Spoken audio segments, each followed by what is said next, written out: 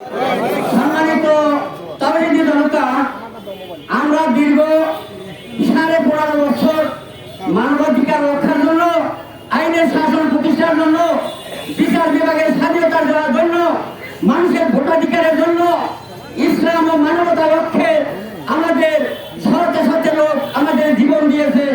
আমি আপনাদের কাছে দৃঢ়ভাবে আহ্বান জানাচ্ছি, আমাদের দেশে এই শহীদের রক্তের বিনিময়ে বর্তমান সরকার কি করবে? তারা এই মানবাধিকার, আইনের শাসন এবং ন্যায় বিচার নিশ্চিত না করা পর্যন্ত আমরা বাকি সময়টুকু আমাদের রক্ত আমরা দিব। আমরা সবাই কি প্রস্তুত আছি?